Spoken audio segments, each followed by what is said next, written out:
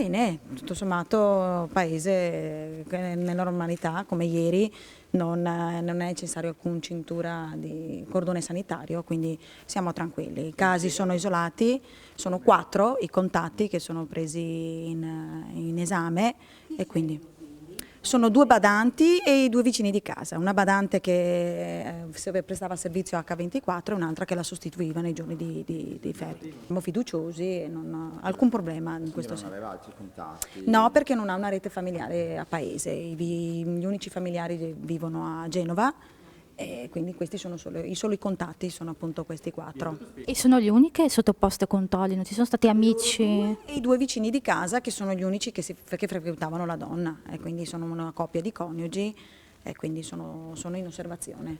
Qual è il clima a paese? C'è un po' di tensione? C'è un po' di psicosi proprio dovuta a questa stampa, queste notizie, eccetera.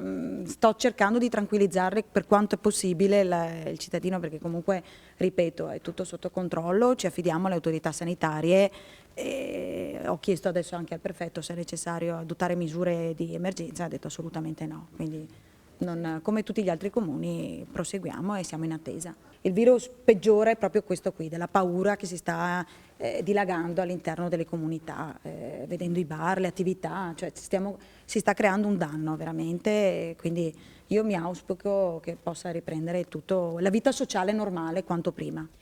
Ripeto, è un virus dell'influenza che come spesso colpisce chi? Le persone anziane più cagionevoli.